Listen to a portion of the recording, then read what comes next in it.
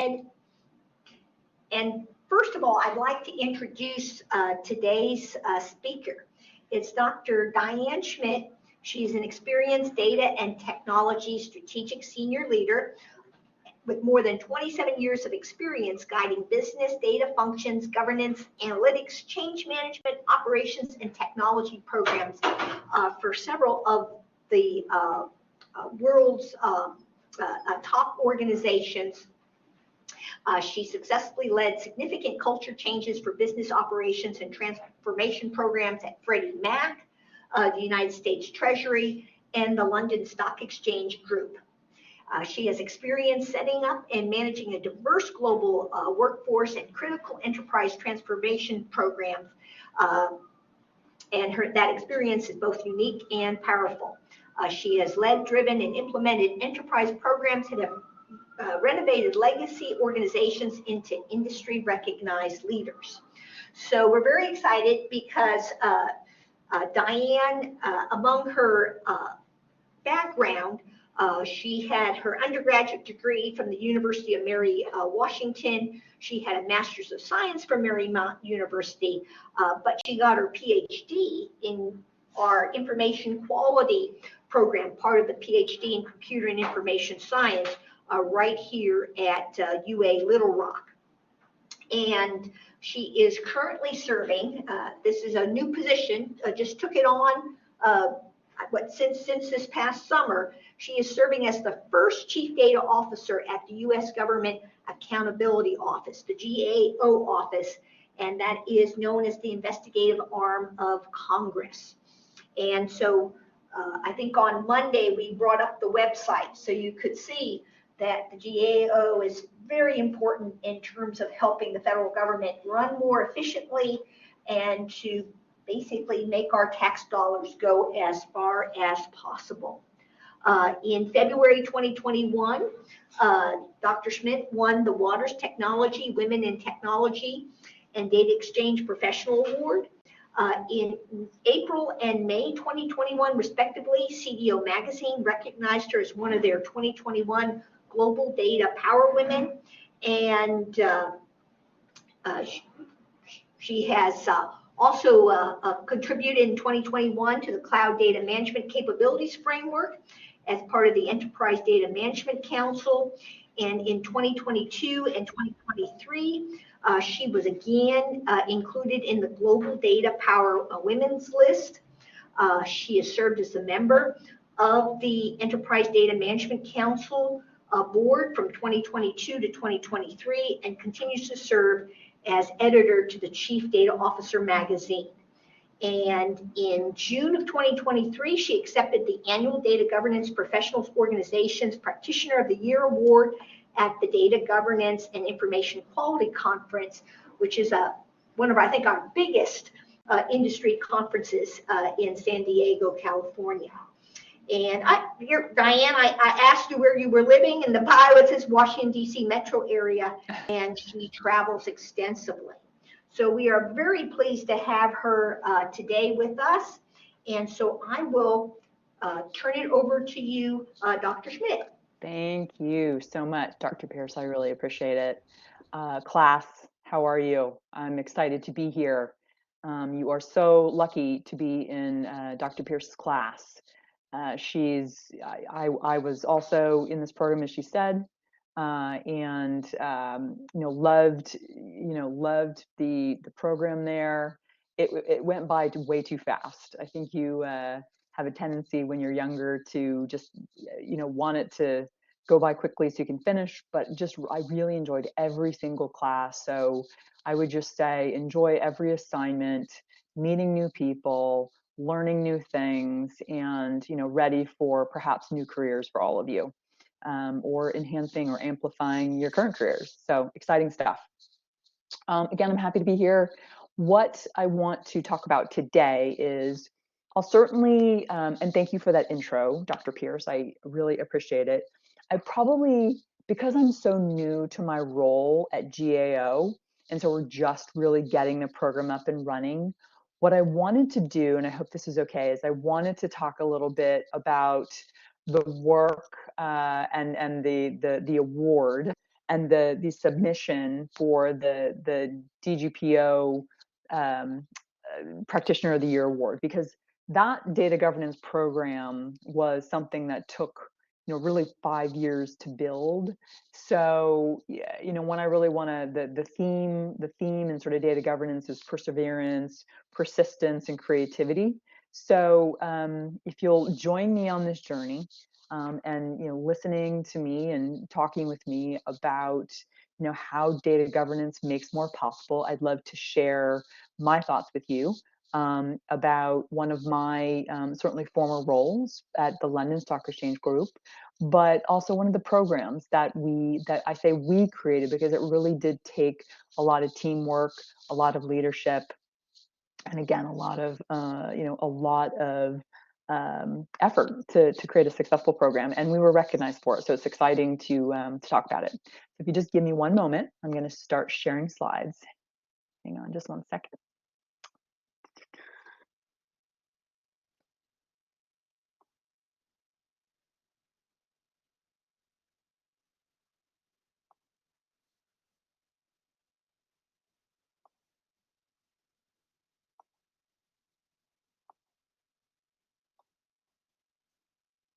So let me know if you can see this. Can you all see this? Yes, it is coming. Okay, perfect. What we'll sort of talk about today is, like I said, we're really just gonna we're gonna go talk, I don't know, 30 minutes or so, and I'll talk a little bit about this journey at the London Stock Exchange Group, and I want to, like I said, bring you along with me to talk about the company, the objectives, the drivers, a bit about the program history, and a little bit more. But before we do that, I want to do just a quick introduction so you know a little bit more about me.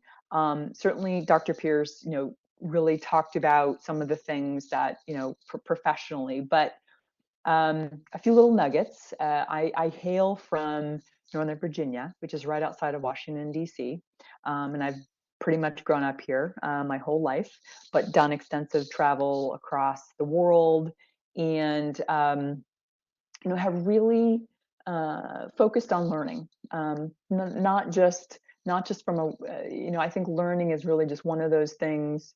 You work hard, you save money, and you educate yourself. Those are kind of my 3 things that are so important for me. Talk a little bit about some of the things that I've done in my life.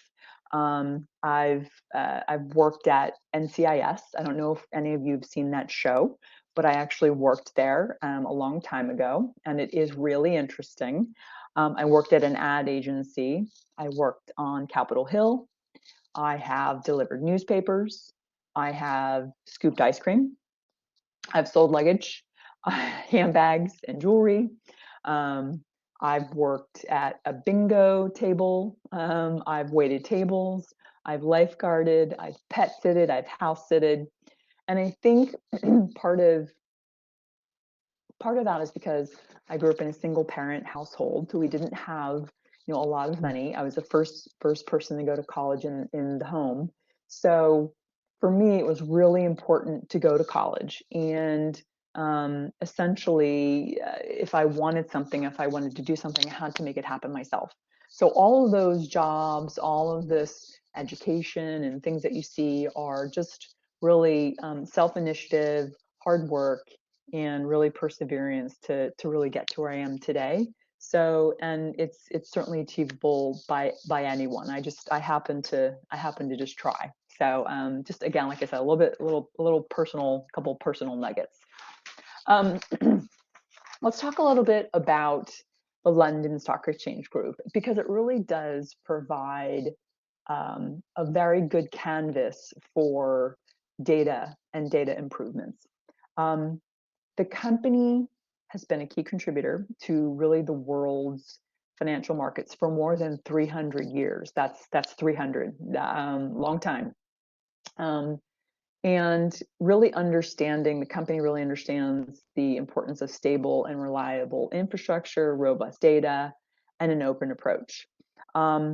The London Stock Exchange Group can actually trace its history back to 1698, when a list of stock and commodity prices were first published at a place called Jonathan's Coffee House in the city of London. So that's actually pretty interesting. It's a leading financial markets infrastructure and data provider, with the ambition to really shape the industry. So many people think that because it says London Stock Exchange Group, that it's really just an exchange. The exchange is only 5% of the business. So it has many other, it's really a data company. It's really a data seller, if you think about it, a data and information provider. The company is probably about 144 locations with about 25,000 people plus consultants. It's probably about 30,000 people. So it's pretty big, pretty complex. Within the company, it's again, like I said, it's important to kind of just understand. There's really three main sections, three main divisions. You have data analytics, capital markets, and post trade. And data analytics is really all about delivering data-driven insights, indices, and products to customers. Capital markets is about really serving or supporting customers end-to-end capital markets workflow and really providing them with liquidity across multiple asset classes, if that makes sense. And then post-trade is really all about supporting customers' clearing and reporting obligations. So, and then below is really supported by corporate functions, which are things like finance and people, which is human resources and audit and those sort of backbone of the business to be able to ensure or enable the three divisions to do their business. So as you can imagine, if you can imagine this, 300 years worth of data and really 6,000 applications and thousands of people to train, lots of data assets and making sure that they're inventoried, and lots to do, lots to manage. And like I said, let's talk a little bit more about, for every company, there's always strategic objectives, and I won't spend a lot of time in this slide, but strategic objectives are, and this is important for strategy, because when you're building a data strategy, for example, you always want to connect to the company's set of objectives, because really, the business is there to obviously conduct business and make money and achieve its strategic goals. And data is such an important asset to achieve those objectives, so they have to be aligned. And specifically with data outcomes, they're usually again really highly correlated to the strategic objectives. So if you think about it, and we kind of created this, we have our strategic objectives, and they really don't change a lot from year to year. But focusing on sort of the data outcomes, and these may seem very familiar to you. But data, having data accessible to really the right person at the right time, with the right access to do the right thing, is really important. And that's really the crux of data management and certainly data governance. You hear a lot about a data-centric culture, and what does that mean? And you really, what we kind of termed it here is, we want data curious, data literate, and data capable people equipped to use data for decision making and collaboration. So, if you think about data in a company, how valuable, not just data that you sell, but the actual operational data. There's so many studies now that show how much data are worth. Like, I think United Airlines did a study with their points program, and they valued their data at like $2 or $3 billion. I mean, it's actually worth money. So it's really important to be data literate and data capable. The obvious is trusted and high quality data. Sometimes, obviously, when you're selling data and information, there's commercial value of data, and that's the case with the London Stock Exchange Group, because they sell a lot of data and they sell a lot of indices. And then you want to think about the fit for purpose platform, future-proof architecture. So as you're, building the architecture for now, but then, also need to think about the architecture for the future, the best that you can, based upon projections and based upon the voice of the organization. And then certainly, standardized, trusted governance is, really important to ensure that, data is managed by its rules. So,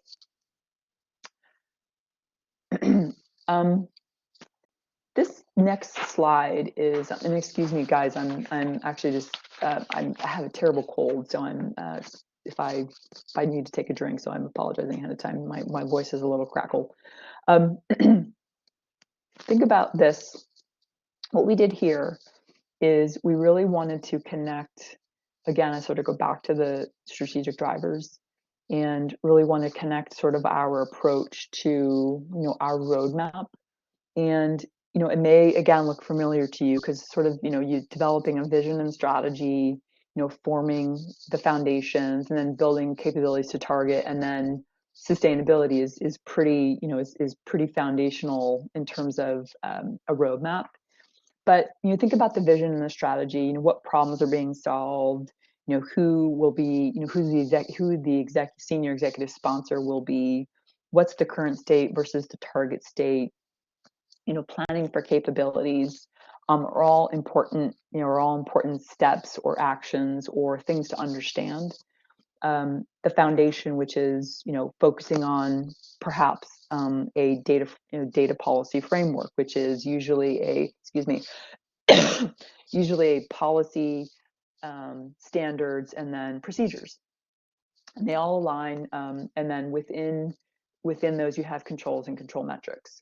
So again, back to the foundation, you're thinking about the governance structure. You're beginning to document processes, requirements for tools. Doing planning, and then building target state, and then certainly sustainability. And it's this picture is there for essentially simplicity, and sometimes it takes more than 2, 3, 4 years. It really just depends. The ingredients depend on scope, schedule, budget, how much support you have, what the resources look like. For London Stock Exchange Group, for example, during COVID, the company changed. So the company was 5,500 people, and then the company acquired a company, and it grew to 25,000 during COVID. So we actually had to take a step back and sort of restart again. So this may be a kind of a plan, but plans change 50% of the time. As soon as you memorialize them, they're probably going to change. So it's really something to start with. And then, like I said, there's just numerous iterations to really, to get to perhaps, some sort of place where you can sustain. I'm going to talk a little bit about, our sort of, journey at the time. So when I first started at the London Stock Exchange Group, which was 2018, there was no formal program. So there was no formal governance program, no formal data management program. It was just people sort of in silos. Everything that you're reading about in Dr. Pierce's class and your other classes, all the normal sort of problematic things that you read about and that you see them certainly in some of your companies. People untrained, lack of maturity, tools are mismatched and not working. And there's no strategy, no guardrails, all those things. So, by what we did at the end of, so I started in 2018, and by the end, I had been hired. We had developed an initial strategy, vision, and plan. We really conducted sort of an unofficial data maturity assessment. So several of us who had been trained, we didn't use any tools, but we knew how to do it. So we conducted kind of an unofficial maturity assessment. There's lots of tools out there now that you can use. We assumed leadership for the risk program. We created job descriptions. We ended up starting to hire people in 2019, but all of that had to be written and done. We created our initial version of our data policy, and we branded the governance group. We called it the DGO. So And I'll talk a little bit more about branding later and how important branding is, not only for you as a person, but you sort of in your program, so that people can attach themselves and really relate to what you're doing. Really, by the end of 2020, we conducted an official data maturity assessment. We hired some professionals and did that. We implemented governance forums. We commenced implementation of the data policy. We developed a master data management strategy. We implemented a change management program. We also selected a data governance tool, and we created implementation plans. And then I'll jump to the end of 2022. By the end of 2022, we had built a really good marketing program, and we had an internal website on our intranet, and the site had like 22,000 hits in 2022, which is pretty good. That's one hit per person almost. And considering we didn't, no one knew who we were when we started, it was again, and I'll talk about metrics kind of later in the deck. We had an updated data policy framework that was aligned to the risk taxonomy. We had a new set of we didn't call it data governance council or strategy steerco. What we did was we labeled it a collaboration model, because, and this is, I'm talking about your monthly steward meetings and then your steerco on also a regular cadence. All of that we sort of labeled a collaboration model, because people sometimes are afraid of the word governance, you'll find. They also get afraid of the word council.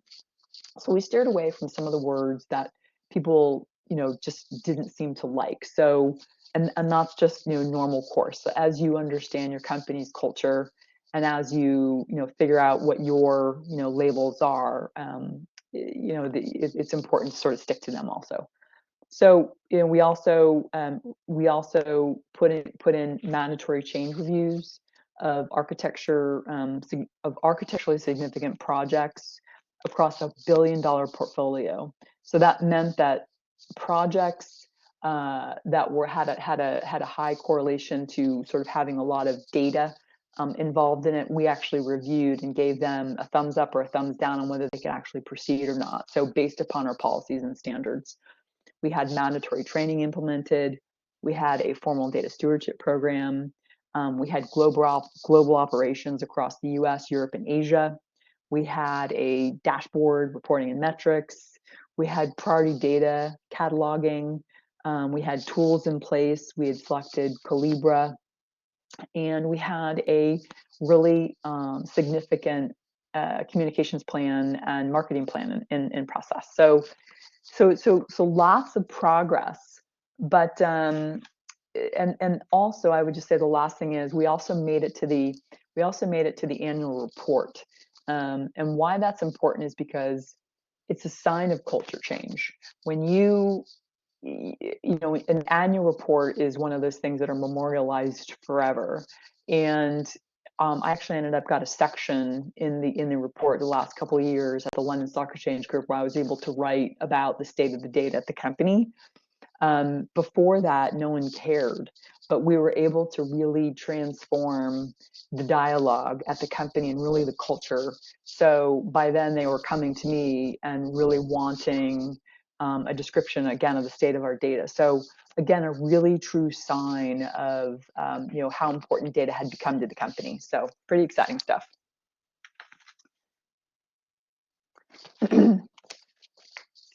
Let's take a minute to unpack this picture a little bit.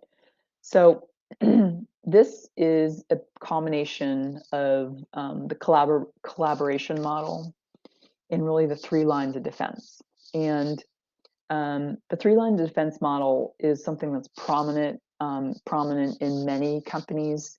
You have business, you have risk, and then you have audit. And that's usually, I'm sure many of you know what this is, but if you don't, it's really all about protecting the company. So the business is first line and, does its job. And then risk comes in and sort of says, recognizes, hey, you may have missed something. Let's document what the risks are to make sure we've covered everything, and let's get you to agree to what that risk plan looks like and the risks, let's surface those risks.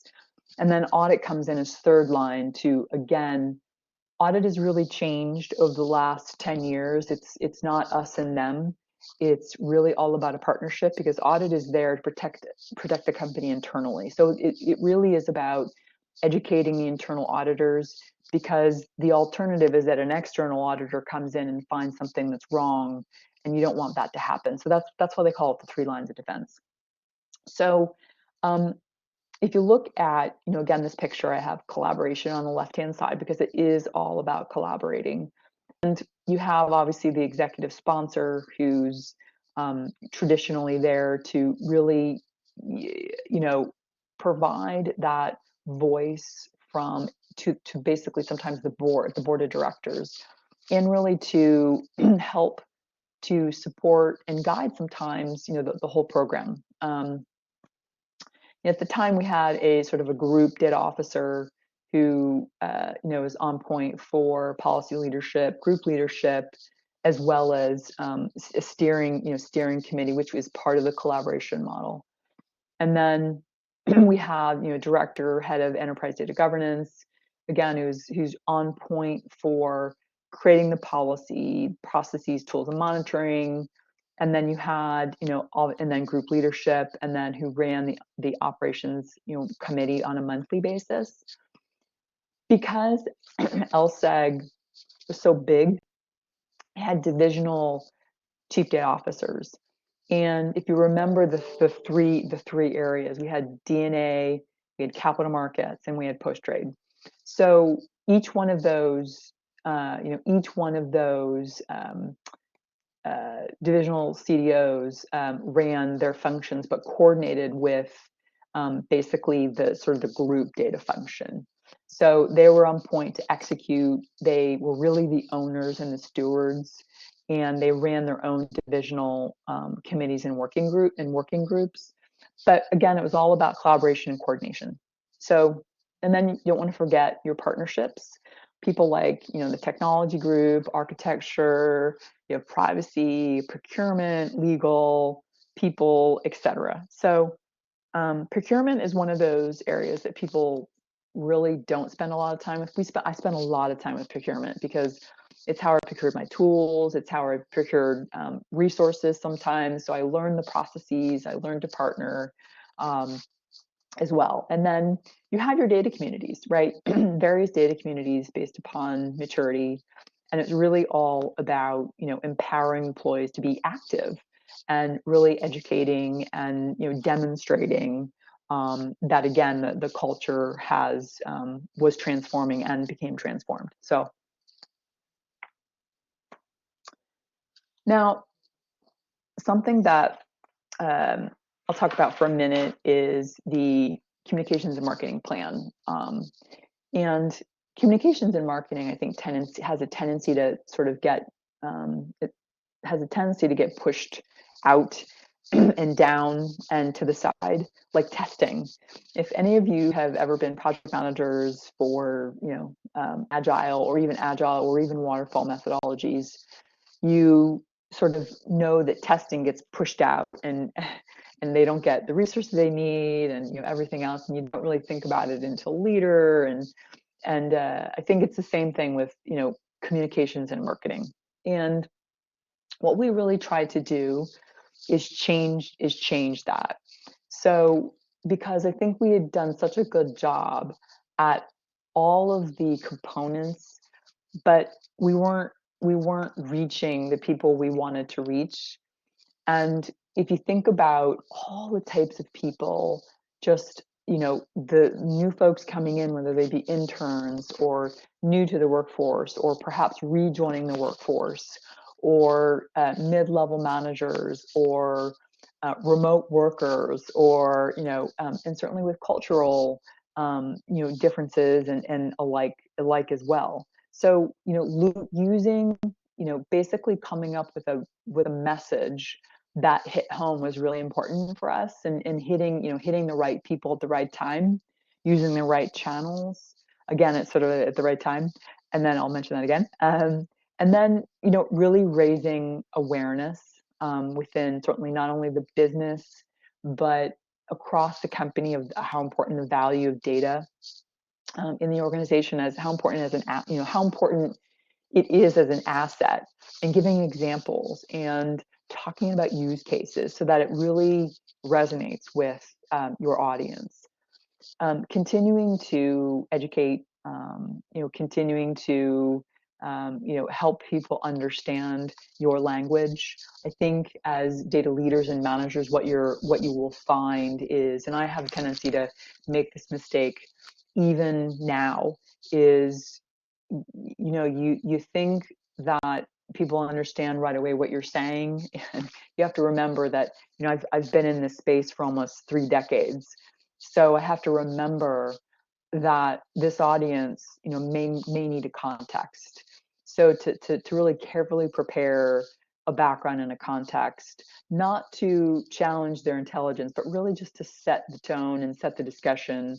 So so you're not talking over them or through them, but you're talking to them. So the understanding is really, really important. The engaging and making the engagement relevant, in highlighting basically the purpose and the value on a regular basis, and then being efficient with communication. So these are the sort of the tenets we thought about to really reach as many people as possible with all the various channels in the company. Seem to really, really work well. This slide is something I really wanted to think about because it was, in my mind, how my particular program evolved. There really wasn't a roadmap for marketing and communications. I created it because, and that goes back to sort of maybe Dr. Pierce's introduction, is I'm a practitioner. So how I view that is that I practice. And I grew up to the space. I started off as an architect a long time ago, and really learned the relationships, how important relationships are amongst the data. But the other important lesson is that when something didn't exist, I created it. So if you think about the mid 2000s, and I know some of you probably it's probably a long time ago, but some of these frameworks and tools didn't exist, so we had to go create them ourselves. We didn't have data development lifecycle. We didn't have some of the really wonderful tools that are out there today. We had to go create them. So what I did with this is I created this. And I thought about, where I was in each kind of space. And so, back to sort of, and I just followed really the maturity model and used some of the same nomenclature. And, initial informal was really all about creating a high level plan, message drafts and multiple iterations, coming up with that brand. I think I mentioned the DGO brand, and really focusing on sort of just ad hoc discussions and meetings, because remember, if you think about the timeline, there's only a few of us. So, and it was just me for a full year by myself, and then we were able to hiring. So all of this stuff, I'm sort of got my hands in lots of different things, and that's part of this lesson too, is that you have to be leaders, managers, doers in some cases. So there's more planning, there's detailed plans. We had a microsite in flight, and a microsite is that intranet that we sort of created. We had, we created a distribution list for internal, for basically emails and things like that. And we had a marketing plan in draft. We had, again, sort of more ad hoc meetings, but we then sort of started saying, oh, maybe we should start, can we get some communications help? Can we get some help from communications professionals? But again, we had limited resources. In the defined informal phase, we had a little bit more support from comms and marketing, and our DGO site became much more robust. We began doing some measures of how many people were, hitting the site and how long they were staying and what pages they were going on, staying on. We created a quarterly newsletter. with kind of an initial distribution, and we did that again through email. And we had more stakeholder meetings. We started, again, sort of really wanted to hear back from the voice of the organization. We created a detailed communications and training strategy. We also really focused on our external presence. So sometimes that, when you're inside a company, and I think you all will find this is recognition, you don't do this to be recognized. Sometimes externally you may be recognized when your own company may not, understand your value. But it's really important to, if you want to be a leader, act like one. And that was kind of my theme. If we want to be a leader in this industry, let's act like one. So started to really reach out externally and get on various boards and speak at conferences and talk about our journey. Of course, we couldn't share the secret sauce, but in terms of the company information, but we were able to begin sharing our story, and amongst data management professionals. Talk about the managed and the engaged part. This is where we became really active with our comms and communications teams. And so what does that mean? That means that I threw lots and lots of documents at them. I took our strategy and all sorts of detailed information and said, figure out a simple message. Help me figure out a very simple message so that it sticks. If you think about some of the big campaigns out there, like Target, everybody recognizes the Target. Everybody recognizes, Nike, just do it. We really wanted to, create a campaign that really hit home and that really resonated with all levels of stakeholders in the company, all the way up to the CEO. So, again, so we worked really hard for 3 or 4 months, focused on really coming up with that marketing campaign. We focused on data roles and user stories. So we actually went and interviewed people and said, tell us what you do. Tell us your success stories. And we started posting those, not just from our group, from across the company. We, we had a broader distribution for the newsletter. We had a greater external presence. We actually had the beginning of our initial data culture metrics. And then you think about continuous improvement, it's really focusing on refining the messaging to make sure that, again, sort of continues to resonate with leadership, with people who manage data. So it, again, the continuous improvement is really, really paramount in terms of really just don't forget, you've got to just keep it up.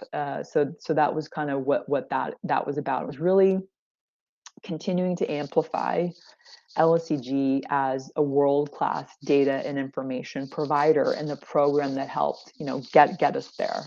So that's kind of how I think about, and along the way, you're advancing really the data culture, if you think about it.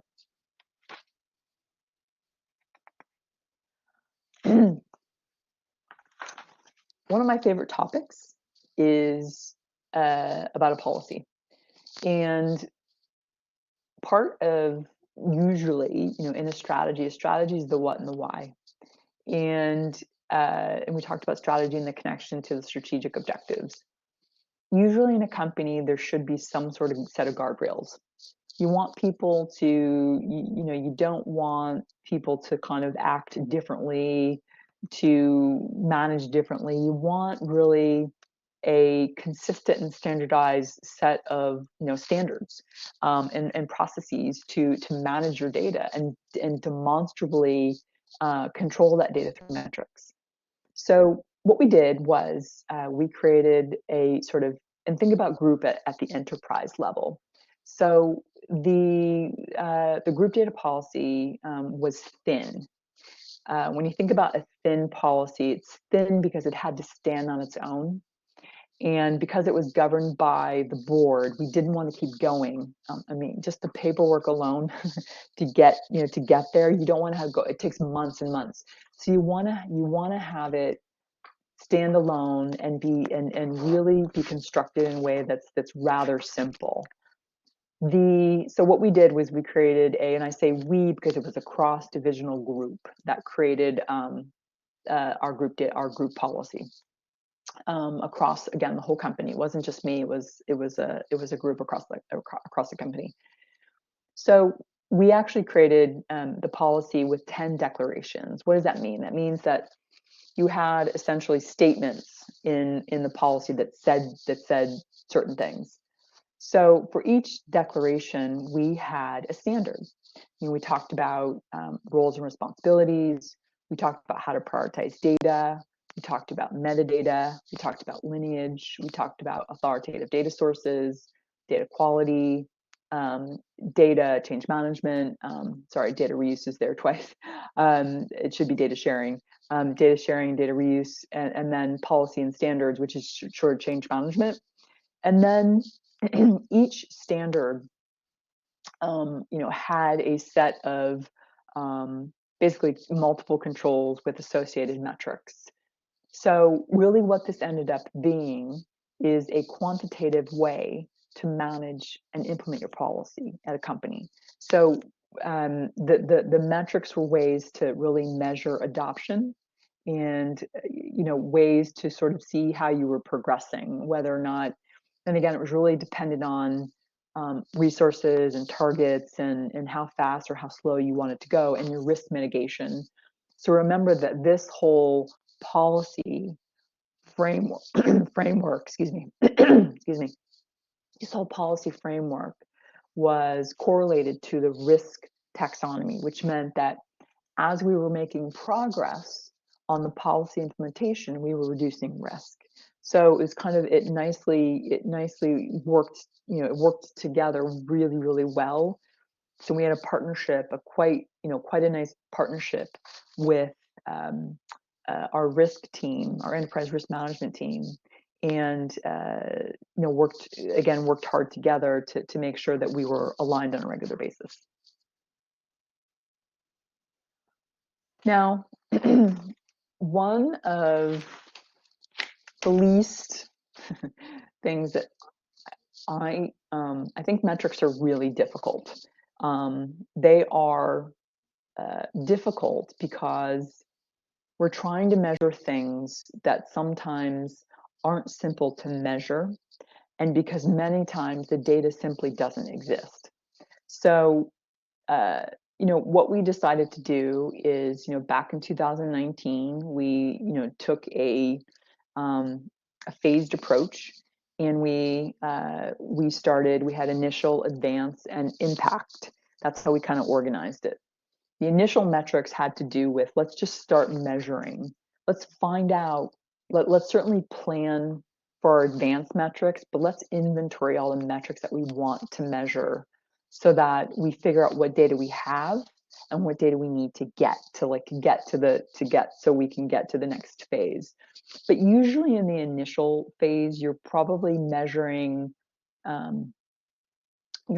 things that you have access to. You may have access to data issues, maybe in ServiceNow. You may be measuring, number of people trained in a data policy, and again, that's just not simple to do. You're measuring against strategic, maybe against data strategic objectives. You may be measuring against how much priority data are conformant to a policy. You may be measuring against, remember I mentioned the change management piece, the policies and standard reviews. So all of those things were not easy to do. We really started out with, I said, let's just start out with how many people are coming to our meetings. That may sound silly, but it starts out with something, right? It's like, okay, and let's measure, how many people are coming to meetings. Let's measure the topics. We had access to that. So what do people want to talk about? What do they want to hear about from us? What do we want to hear about from them? We, started setting up tools so we could start measuring things inside the tools. But it just takes time, as long as you, I think, manage expectations, and as long as you, I think, manage the plan. Like I said, metrics are certainly not my favorite, not my favorite thing, but they have to be done because, I think a famous person once said, anything worth doing, if you don't measure it, it's not worth doing at all. So you really do need to measure your program, and you need to measure the, not only, the progress, you need to measure the benefits on a regular basis.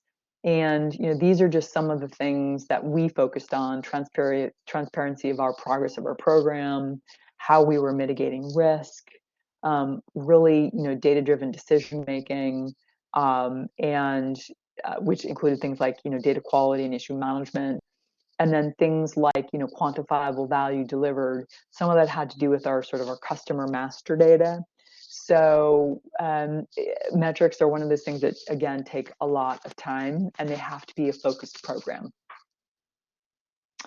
What I wanted to spend just a couple minutes on was, I wanted to just leave you with some takeaways. And it's really important to be present. And what I mean by that is to be present in your program, and be present in what you're trying to do, because it does take you getting up every single day and focusing on the program and being creative, and managing people and process. And I would say persistence is just one of those things that data governance and data management are not for the weak. It's a lot of really hard, interesting work, though. The second thing I would say is that, develop a program that's implementable, not shelfware. Being right is really nice, but if being right means that nobody wants to talk to you, or nobody wants to implement or do anything with your program, it means what you have is shelfware. Being 70% right and then having adoption, that's actually good. So develop a program that's implementable. The third thing I would say is understand your stakeholders. That means understanding your leadership and your colleagues, your allies, and people who don't support you, because there's going to be a lot of naysayers who have said, we've done this before, we don't want to do it again, same thing again and again. So just really understand, be aware.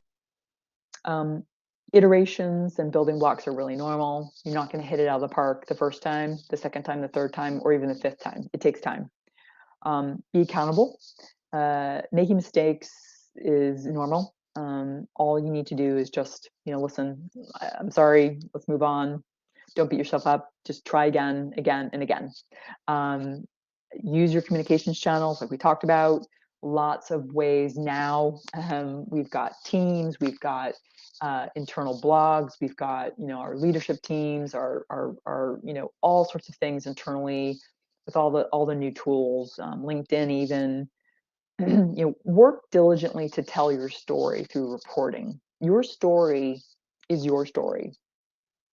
And that means your dashboard have to articulate, a story to your leadership, and to your stakeholders. Because if you don't tell your story, someone else will. And I've had that happen to me before. Someone gets ahead of what I'm trying to do, and they're trying to tell my story, and they're not telling it correctly. So just, dashboards are the output of everything that you do. And in fact, when I present in other forums, I usually talk about dashboards first, because I think driving what you want out of it first makes a lot of sense. We have a tendency to sort of focus on input, process, output.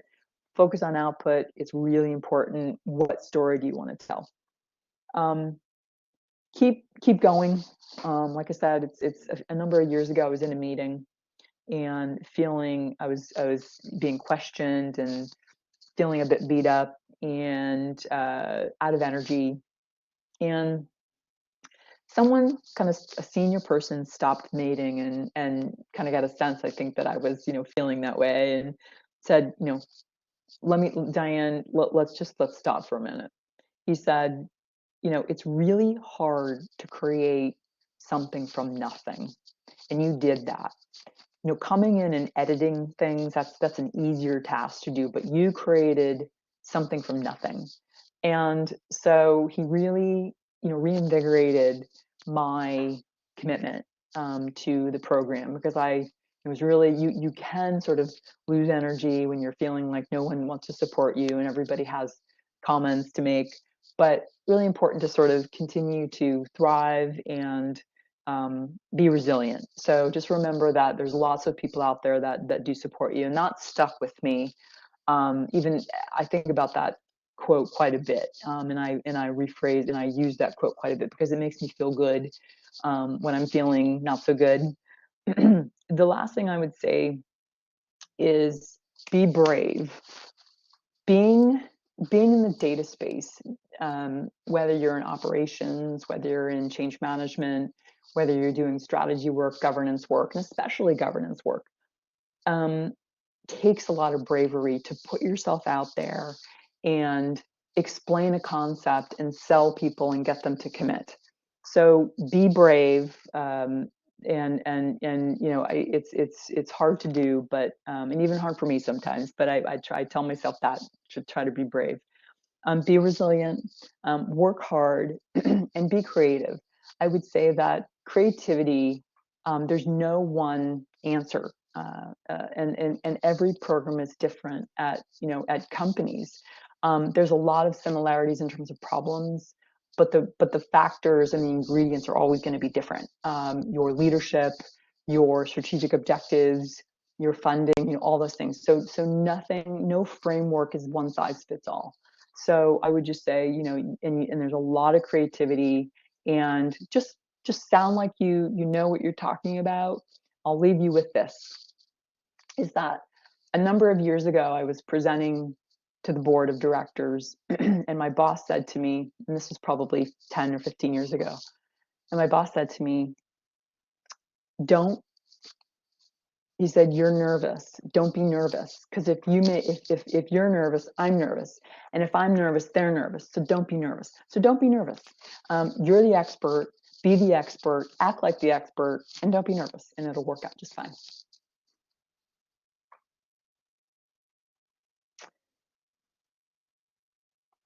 Now, do we want to have questions or? Yeah, I was going to Okay. say, let's open this up for questions here. So, What do you guys think? What do you guys think? yeah, what did you guys think? This, what we have here is, I was going to say, many of the students in this class, this is their first semester in the quality program. And for many of the students, I bet a lot of because I saw a number of the applications, a lot of folks were coming from maybe a software engineering or an information Gotcha. technology or biotechnology. Any other backgrounds? Anyone from business? I think we may have had a couple business or business information systems. So for many of these students, though, this is not only their first graduate program, but it's their kind of first exposure to data as a career versus maybe software or technology as a career. So we've been spending the first 10 weeks kind of covering the basics, but what are the takeaways for the students in the class and online? What do you think?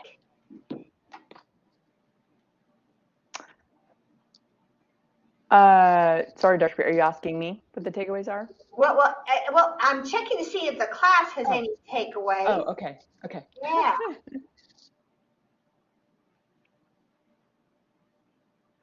So I'm going to give the students a little bit of time to think, but let me ask you, because I've got a ton of questions. I was going to say, Yeah. so Yeah. for these students, they're going to be going out and they're going to be getting, careers in the data field. And I was curious, since you recently joined a new organization, what was it about that new organization? I'm just curious, career-wise, what were some of the things that you were looking for? What attracted you Hmm. to say, oh, I would like to join that organization? Yes, no, absolutely. I think that, financial services, and that's just spent a lot of time in financial services, and that's a tremendous career.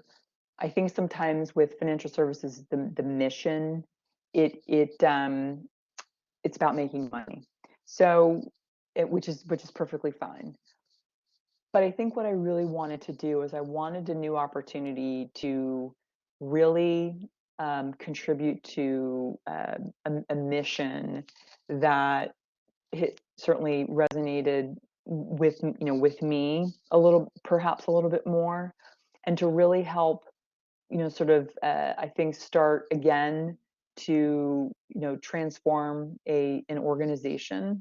So the mission for the GAO is essentially about if you're living in the United States and you are a taxpayer, you should want to know who the GAO are, because it's all about everything that we do is about saving money for the American public. So I think just this last year we made um, recommendations to save the American public $80 billion. So it really does contribute to all of us and the way that we live. Wouldn't we want that money back to us so we can choose to live differently or spend a little bit more money in our pockets? So that mission was really interesting to me. The other thing is that it's the GAO has been around for 100 years and has certainly focused on technology, has focused on people and process, but hasn't really focused on the data piece. So it was just a really significant opportunity to take all of my learning and apply it the best I can to an organization that needs my help. So I felt like it was just a really good time for me to leverage my 3 decades into a really perhaps significant organization to really help accelerate and enable their mission. So that's what really attracted me. Oh, no, thank you very much. And I was curious, what advice do you have for the students? Because they're in a program. It's kind of like, as they say, I always tell students this program is like the MBA for data, but you're not going to start off as the chief data officer. So for students No. graduating, any thoughts as to the types of roles they should be looking for that might Hmm. eventually lead in 10, 15 years to the chief data officer role? Where should students get started? Yeah, no, absolutely. I think that certainly there's a couple of things. I happened to start off as a data architect in my journey, and I became after I did architecture, I became a data project manager, and then a director, and then senior director. So, yeah, aptitude and opportunity were kind of there for me at the time. But I would say, really, being really sort of entry level, being a data analyst is, understanding the relationships amongst data are one of the most important things to really learn. Um, being a manager also, not just of projects, but of people, really learning how to manage and lead people is probably the hardest but most important thing of being a CDO. Data is in the title, but people and the complexities around human beings and sort of herding the cats, if you will, is really, really difficult. So the data kind of falls to, simple things when we're managing people. So I would say definitely learning how to manage projects, manage people, and really learning how to understand the difference between being a manager and being a leader. Being a manager has to do with executing tasks and really executing someone else's vision. Being a leader is having, it really has to do with creating a vision and really, leading a team to help you execute that vision. Being brave to, put yourself out there and convince people it's the way to go. So, and also getting, people to trust you, and also building that sort of collaboration and changing the culture. All those things have to do with sort of leader all the way down. So some of the roles, just to summarize, I would say being a data analyst, being an architect, being a, project manager of people in some way, understanding, and the other thing I would say, understanding the business is important. Understanding, so any role in the business or technology is important. Also, I think sometimes there are various types of CDOs. Every CDO is different. These days we have marketing CDOs who are kind of in the consulting firms, and they're basically marketing. You have and software companies who are basically sort of marketing products, but they've got the CDO title, which is just fine. You have operational CDOs who manage data internally. You have CDOs who are monetizing data, and now we've got CDOs who are really focused on analytics and AI. So it really just depends on the maturity of the organization and what type of CDO the company needs and what type of skills you have. What I've kind of seen is that some people, some agencies want disruptors, want change agents, and that's usually one of the characteristics of a CDO also. Oh, thank you very much. So again, I'm gonna kind of push on the students because this is a great opportunity. What do you want to know? We'll give them a minute. Yay. And you can chat too. So I'm checking to see if anybody has chatted something. Yes, I'm looking and I don't see anything. Yeah. Just one question. Yes. Someone, come on, be brave. One question. Yeah.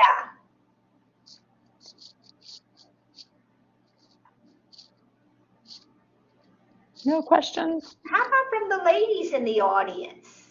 Because we often, let me put it this way. I think the IT field is so interesting in the sense that I have seen it. What do I want to say? There was a time because historically, I think it was Charles Babbage came up with the idea for the hardware. And then it was actually, was it Ada Lovelace, I think, who's the daughter of Lord Byron, that ended up writing the first software instructions. And this was back at a time that the technology wasn't there to make a physical computer and a computer program. But they were very influential because they had the vision. They just didn't have they were just living in the 1800s. Yeah, they couldn't build a computer out of a steam engine. But years later, it was kind of interesting. There was a thought that hardware was guys and software was ladies. And it was kind of interesting. When I was at IBM, I thought this was a female field because I was in a department of 10 and there were 8 women and 2 guys. And my first line manager, second line manager, and third line manager were all women. This was at IBM. And then when I started teaching, I was so amazed that there were so few women in the technology area. So I don't know how we turned around with software being a female field, that it became a male field, and it really is not, let me put it this way, it really doesn't belong to any gender. It is genderless. Yeah. But as females, you're going to be going into a field where there is you may feel like the only female in the room. And Dr. Schmidt, what have has your experience been? Because now that I'm in the engineering college, it's kind of interesting. That is very male dominated, but as I say, I've gotten so used to it, I don't even notice it. But it can be intimidating for females, I think. Yes. So I would say earlier in my career, there weren't the communities that there are now. And I would say that feeling alone was like, no one else is doing this. I don't have a community to go to. That was pretty prevalent. And then certainly, sometimes being, the only female in the room was pretty normal. But I would say in the last 10 years, if you look on LinkedIn, if you look at, certainly the CDO roles, you see a lot more CDOs who are certainly female. And a lot of the, certainly diversity and inclusion programs, have mandates on improving those statistics on, leadership and, various chief level roles to be certainly diverse in culture as well as gender. So I definitely see the trend completely change, but there definitely was a time many years ago where I was, the only female in the room. But what I would say was, what I even say now is, let your work speak for itself. I didn't let that change the way that I did anything. I just, I was kind of, I won all these, a number of awards, and it was usually silent thunder. Silent thunder is when you're working really hard, you're not the squeaky wheel, and you just let your work speak for itself. So. Very good. Now we do have a question. Due wanted to know. She has a background. I'm a chemical engineer and a graduate student in the information quality program, and she wanted to know, is this a smart combination to get more opportunities, or maybe yes. or how do you leverage the fact that you've got that diversity in your background? I mean, listen, if you think about companies, it's not just financial services. All the verticals, right? All the different verticals are looking, and they're all hiring, CDOs. Some of the biggest, pharmaceutical and drug companies, and they're all hiring because data they're all recognizing data as a tenant in, in their set of not their strategic objectives, but their enablers to basically, I think, I'm trying to think of the statistic. The more the senior leadership recognizes that data is an asset, the more correlation to revenue, risk reduction, and cost savings. So there is, again, like when you have forward-thinking senior leadership recognizing the data, regardless of the of the horizontal business, there's definitely, again, correlation to success in the company's business. So I think that having certainly being a chemical engineer, and the horizontal skill of the information quality program is an absolute tremendous intersection, and really would sort of enable you to be a candidate for lots and lots of roles. And And one last question for me. Mhm. Are there any groups, professional groups, or I was going to say, it doesn't have to be academic. I'm thinking professional groups or experiences or Toastmasters or whatever. Any thoughts as to good groups that students should get involved with to help network and develop in this area? Because you've been a part of several professional organizations. So what are your thoughts as to good professional groups for students to be aware of? Yeah, no, there's definitely the Data Governance Professionals Organization. There are, groups across LinkedIn, and I'm drawing a blank at this moment. I don't know why.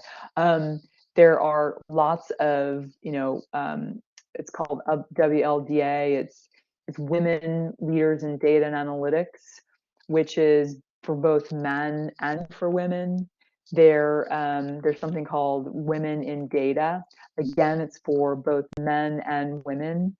There is women in technology.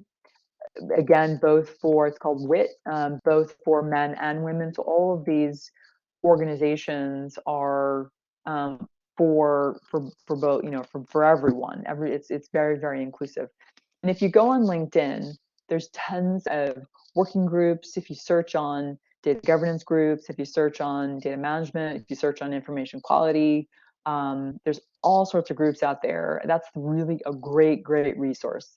If you go on Google and search too, you'll find tons and tons of organizations. There's CDO magazine now that has a great set of a great organization. So again, it really just depends on how much time you have, how much commitment you want to make. But they've got all sorts of stand-up groups, working groups, with certainly CDO magazine. But LinkedIn and Google are a great place to start. Depending on, there's lots of local and national, international chapters. All right. Well, thank you so much, Dr. Schmidt. We really appreciate your time this afternoon, and thank you so much. Of course, absolutely. See you on LinkedIn. Reach out to me. I'm happy to link up, and I hope that you took away some good things, and I look forward to hearing more about all of you. Well, thank you so much, and yes, Okay. and take care, and All right. hopefully our paths will cross again soon. I hope so. Take care. All righty. Bye-bye.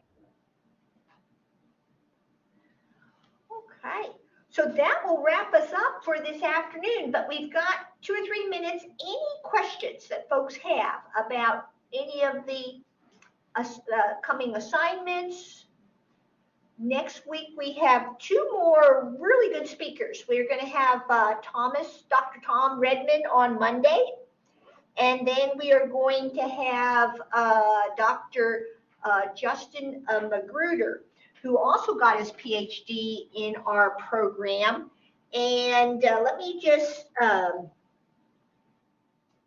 he is also, I'll show you real quick the company that he works for.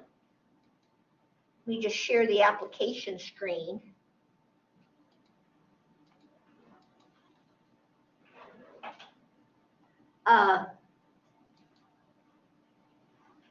So SAIC is a company, and I believe their main mission is essentially contract services, and they're a huge contract services.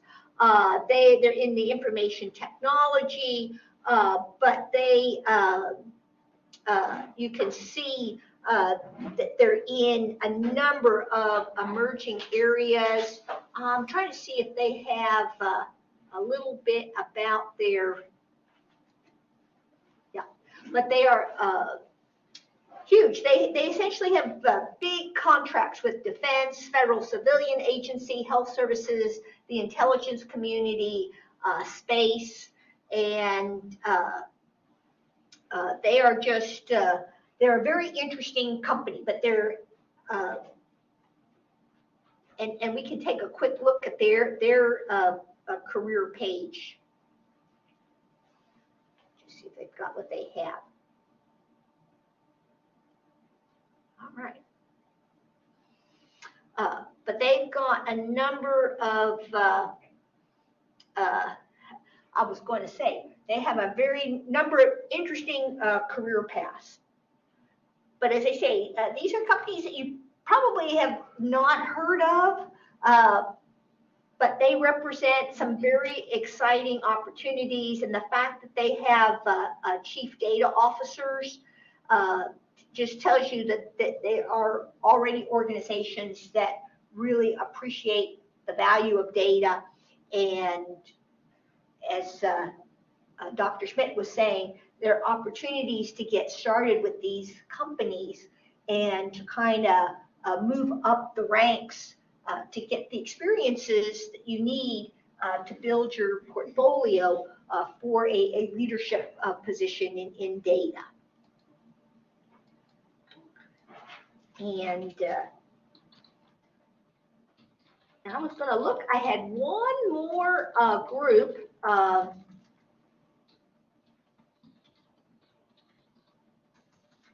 There is one more group that I wanted to, there's that,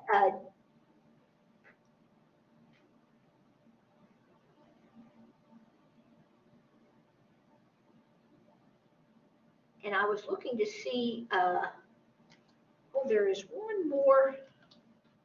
Let me just see if I can find one at,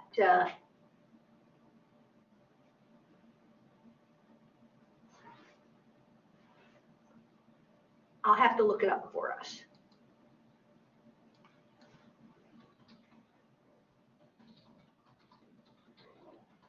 There was, I thought there was a student group.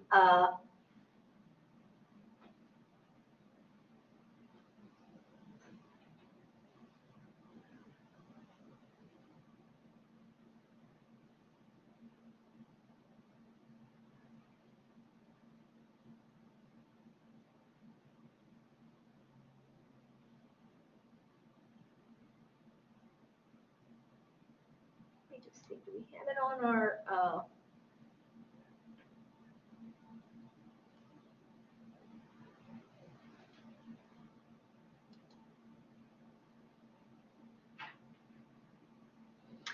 I will look it up for us for next time. There is one more company I'm trying to think if they are the International Association for we've got data quality, governance, and analytics. That I thought was the group's name. Oh, this is, oh, here we go. This is another one that you may want to check out.